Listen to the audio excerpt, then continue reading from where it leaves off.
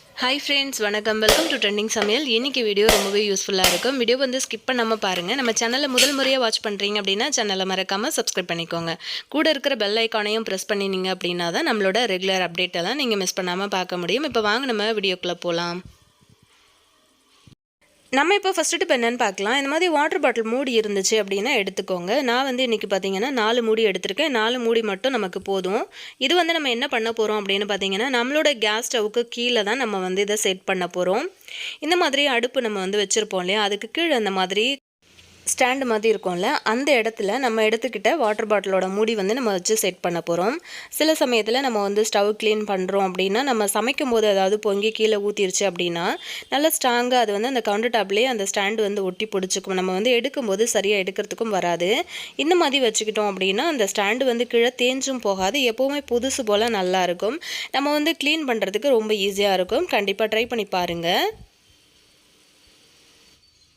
இப்போ உங்களுக்கு பார்க்கும்போது தெரிஞ்சிருக்கும் நம்ம எப்படி யூஸ் பண்ணியிருக்கோம் அப்படின்னு. இப்போ நம்ம அடுத்த டிப் என்னன்னு பார்க்கலாம். உளுத்தம் பருப்பு வச்சு ரொம்ப சூப்பரான ஒரு அப்பளம் ரெசிபி நம்ம எப்படி வீட்டில் வந்து ரெடி பண்ணுறதுன்னு பார்க்கலாம்.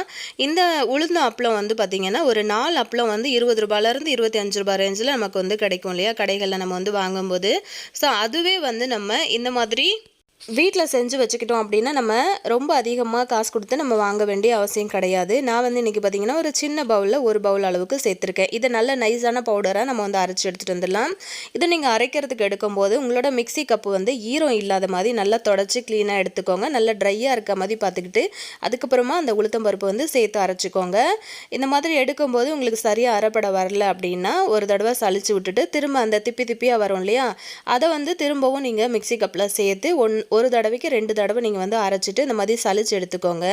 நல்ல நைஸான பவுடராக வர்ற வரைக்கும் அரைச்சி நீங்கள் இந்த மாதிரி சளிச்சு எடுத்துக்கோங்க. இப்போ நம்மளோட மாவு வந்து சூப்பராக ரெடி ஆகிடுச்சு. நல்லா சாஃப்டாக அரைப்பட்டு வந்திருக்கு. இதில் கொஞ்சமாக வந்து பெருங்காயத்தூள் வந்து சேர்த்துக்கலாம். நல்ல ஒரு ஃப்ளேவர் நமக்கு கொடுக்கும். இப்போ இதில் வந்து பார்த்திங்கன்னா கொஞ்சமாக உப்பு சேர்த்துருக்கேன். அதுக்கப்புறம் கொஞ்சம் சீரகத்தை வந்து இந்த மாதிரி கசக்கிட்டு சேர்த்துக்கலாம். அப்பளத்துக்கு வந்து நல்ல ஒரு ஃப்ளேவர் கொடுக்கும். நல்லா அந்த மாதிரி கலந்து கொடுத்துருங்க. அதுக்கப்புறமா ஒரு பிஞ்ச் அளவுக்கு சோடாத்தூள், அதாவது சோடா உப்பு, இட்லிக்கெல்லாம் சேர்ப்போம்ல அந்த சோடாத்தூள் வந்து சேர்த்துக்கோங்க. அதுக்கப்புறம் நல்ல மாவை வந்து கை வச்சு கலந்து கொடுத்ததுக்கப்புறம் கொஞ்சம் கொஞ்சமாக தண்ணி சேர்த்து நல்லா பிசைஞ்சு எடுத்துக்கோங்க. ரொம்ப கொலன்னு தண்ணி வந்து எடுத்த உடனே ஊற்றிடக்கூடாது. கொஞ்சம் கொஞ்சமாக அந்த மாதிரி ஊற்றும் போது உங்களுக்கு உளுந்த மாவு வந்து நல்லா தண்ணி அப்சர்வ் பண்ணிக்கும். நல்லா அந்த மாதிரி கை வச்சு பிசைஞ்சு கொடுத்துட்டே இருந்தீங்க அப்படின்னா உங்களுக்கு நல்ல மாவு பிசைய வந்துடும். அதுக்கப்புறமா கொஞ்சமாக நம்ம வந்து நல்லெண்ணெய் சேர்த்துக்கலாம். நல்லெண்ணெய் வந்து சேர்க்கும் போது நல்ல ஒரு ஃப்ளேவரும் நமக்கு கொடுக்கும். நல்லா அந்த மாதிரி வந்து கை வச்சு பிசைஞ்சு கொடுத்துட்டே இருங்க. அதுக்கப்புறம் பாருங்கள் மாவு ஓரளவுக்கு ரெடியாகி வந்திருக்கு. கையில் அந்த மாதிரி ஒட்டவும் இல்லை. அப்படி உங்களுக்கு ஒட்டுது அப்படின்னா திரும்பவும் கொஞ்சமாக வந்து நீங்கள் உளுந்து மாவு இருந்துச்சு அப்படின்னா சேர்த்து நீங்கள் வந்து பிசைஞ்சு எடுத்துக்கலாம். அப்படி இல்லைன்னா நீங்கள் வந்து கொஞ்சமாக மைதா மாவு கூட லேசாக மேலே தூவிட்டு நல்லா பிசைஞ்சு எடுத்துக்கலாம். பாருங்கள் நல்லா அந்த மாதிரி வந்து இந்த பூரி தேய்க்கிற கட்டை இருக்கும் இல்லையா, அது வச்சு நல்லா அடித்து கொடுத்தோம் அப்படின்னா மாவு வந்து நல்லா சாஃப்டாகிடும். பாருங்கள் நல்லா அந்த மாதிரி ரோல் பண்ணிக்கோங்க. தேவையான அளவுக்கு நான் சின்ன சின்ன பீஸாக இந்த மாதிரி கட் பண்ணி எடுத்திருக்கேன். இந்த மாவு வந்து தேய்க்கிறதுக்கு நம்ம மேலே வந்து தூவிட்டு தேய்ப்போம் இல்லையா, அதுக்காக வந்து நீங்கள் மைதா மாவு கூட யூஸ் பண்ணிக்கலாம். கோதுமை மாவெல்லாம் யூஸ் பண்ணாதீங்க. அப்பளத்தோட கலர் வந்து நமக்கு சேஞ்ச் ஆகிடும். சின்ன சின்ன உருண்டைகளை நம்ம வந்து கட் பண்ண மாவை வந்து பிரித்து எடுத்துக்கலாம். அதுக்கப்புறம் கொஞ்சமாக மாவு வந்து சேர்த்துட்டு இப்படி வந்து தேய்ச்சி கொடுத்துருங்க. நல்லா மெல்லிஸாக வச்சு நீங்கள் தேய்க்க அந்த மாவு வந்து நல்லா பெருசாகிட்டே வரும். நமக்கு தேவையான சைஸில் நம்ம வந்து கட் பண்ணி எடுத்துக்கலாம். இந்த மாதிரி ஒரு டிஃபன் பாக்ஸ் வந்து வச்சு கட் பண்ணோம் அப்படின்னா கரெக்டான நம்மளுக்கு வந்து அந்த அப்பளத்தோட ஷேப் வந்து சூப்பராக கிடச்சிரும். ரொம்பவே வந்து மாவு மொத்தமாக இருக்கிற மாதிரி தேய்ச்சிடாதீங்க. நல்ல மெல்லிஸாக இருக்கிற மாதிரி தேய்ங்க. அப்போ தான் நமக்கு அது காஞ்சி வர்றதுக்கும் அது வந்து ரொம்ப நாள் வச்சு நம்ம வந்து யூஸ் பண்ணுற மாதிரி ரொம்பவே நல்லாயிருக்கும். பாருங்கள் இந்த மாதிரி நல்லா பெருசாக விரித்து தேய்ச்சதுக்கப்புறமா இந்த மாதிரி டிஃபன் பாக்ஸ் யூஸ் பண்ணி நம்ம கட் பண்ணி எடுத்துக்கலாம். இந்த எக்ஸ்ட்ரா வர்ற மாவு எல்லாத்தையும் நம்ம அப்படியே கூட கட் பண்ணி வச்சுக்கிட்டோம் அப்படின்னா நமக்கு சின்ன சின்ன அப்பளம் வந்து போடுறதுக்கு யூஸ் ஆகும். திரும்பவும் அதை வந்து உருண்டை பண்ணி திரும்ப நீங்கள் வந்து ஃபஸ்ட்லேருந்து தேய்க்கணும்னு அவசியம் இல்லை. அதே மாதிரி நம்ம அந்த மாதிரி நீட் அப்பளம் வருது இல்லையா, அந்த ஷேப்லையும் நம்ம கட் பண்ணி வச்சுருந்தோம். இப்போ அதையும் வந்து தேய்ச்சி எடுத்துக்கலாம். இந்த மாதிரி ஒரு 2 தேய்க்கும் போதே நமக்கு இந்த மாதிரி ஒரு ஷேப்பில் கிடச்சிரும். ஸோ ஃபுல்லாகவே நம்மளோட அப்பளம் வந்து நம்ம தேய்ச்சி எடுத்துட்டோம். இப்போ இதை வந்து நம்ம ரொம்ப நேரம்லாம் வெயிலில் நம்ம காய வைக்கணும் அப்படின்லாம் அவசியம் கிடையாது. ஒரு மணி நேரம் நீங்கள் வந்து வீட்டுக்குள்ளே காய வச்சாலே போதும். நல்லா அடிக்கிற வெயிலாக இருந்தால் அரை மணி நேரத்தில் உங்களுக்கு வந்து காஞ்சிரும். ரொம்ப நேரம் காயெல்லாம் விட வேண்டாம். கொஞ்ச நேரம் ஒரு 15 நிமிஷம் 20 நிமிஷம் ஆனதுக்கப்புறம் அடுத்த பக்கம் திருப்பி போட்டிங்கன்னா நல்லா அப்பளம் வந்து மேலே தூக்கி எழும்பி நிற்கும். அதுதான் உங்களுக்கு வந்து கரெக்டான பதமாக இருக்கும். இப்போ பாருங்கள், நம்மளோட அப்பளம் வந்து நல்லா ரெடி ஆகிடுச்சு. அந்த ஈரத்தன்மைலாம் எதுவுமே இல்லை. ஸோ அவ்வளோதான். இப்போ நம்ம எல்லாத்தையும் வந்து எடுத்துடலாம். பாருங்கள், ரொம்ப சூப்பராக நம்ம வந்து எவ்வளோ அழகாக இவ்வளோ அப்பளம் வந்து ரெடி பண்ணிட்டோம் அப்படின்னு.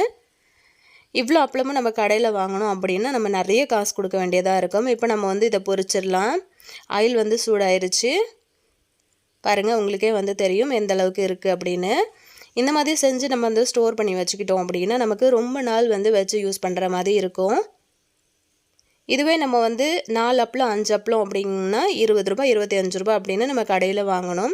நம்ம வீட்டில் செய்யும்போது நல்லா சுத்தமாகவும் இருக்கும், நமக்கு திருப்தியாகவும் இருக்கும். நம்ம வந்து சேர்த்தது ஒரே ஒரு சின்ன பவுலில் 1 கப் அளவுக்கு தான் நம்ம வந்து உளுந்தம்பருப்பு வந்து சேர்த்துருந்தோம். ஆனால் எவ்வளோ அப்பளம் வந்து கிடச்சிருக்கு பாருங்கள். ஸோ பாருங்கள், நல்ல டேஸ்ட்டாகவும் அவ்வளோ அருமையாக இருந்தது. நல்ல பபிள்ஸ் மாதிரி பொங்கி வருது பாருங்கள். ஸோ நம்மளோட அப்பளம் வந்து ரெடி ஆகிடுச்சு. நான் உடச்சி காட்டுறேன் பாருங்கள் எந்த அளவுக்கு மொறு மொறுன்னு இருக்குது அப்படின்னு. ரொம்பவே டேஸ்டியாகவும் இருந்தது. வீட்டில் வந்து செஞ்சு நம்ம அதை வந்து யூஸ் பண்ணும்போது நமக்கும் வந்து மனசுக்கு திருப்தியாக இருக்கும். கண்டிப்பாக நீங்கள் ட்ரை பண்ணி பாருங்கள். இந்த மாதிரி மண் தவா வந்து எல்லார் வீட்லேயுமே நம்ம வந்து மோஸ்ட்லி வந்து வச்சுருப்போம். மண் தவா அப்படின்னா எல்லாருக்குமே ஒரு ஆசையில் நம்ம வந்து காசு செலவு பண்ணி வாங்கி வச்சுருப்போம்.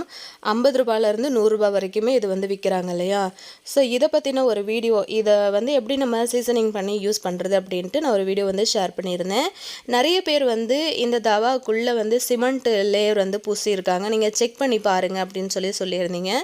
ஸோ அதை தான் நான் இன்றைக்கி உங்ககிட்ட லைவாகவே வந்து செக் பண்ணி காட்ட போகிறேன். எனக்கே வந்து பார்த்திங்கன்னா ரொம்பவே ஷாக்கிங்காக இருந்தது. ஏன் அப்படின்னா இதை வந்து நம்ம சீசனிங் பண்ணி நான் இது வந்து யூஸ் பண்ண ஆரம்பிச்சிட்டேன். ஸோ அதுக்கப்புறம் தான் ஒரு வீடியோவில் வந்து ஷேர் பண்ணும்போது நிறைய பேர் வந்து சொல்லியிருந்தீங்க. ஸோ இதை பற்றின எந்த ஒரு பாசிட்டிவ் கமெண்ட்டுமே கிடையாது. எல்லாருமே வந்து சொல்லியிருந்தீங்க இந்த மாதிரி வந்து உள்ளுக்குள்ளே சிமெண்ட் லேயர் வந்து வச்சு பூசியிருக்காங்க, நீங்கள் செக் பண்ணி பாருங்கள் அப்படின்னு சொல்லிட்டு. உடச்சி பார்த்ததுமே நல்லாவே வந்து அந்த சிமெண்ட்டு வந்து நல்லா தெரிஞ்சது பளிச்சுன்னு. அதாவது அந்த மண் வந்து மேலேயும் கீழேயும் வந்து வச்சு பூசியிருக்காங்க. நடுவில் வந்து ஒரு லேயர் ஃபுல்லாகவே சிமெண்ட்டு தான் இருக்குது.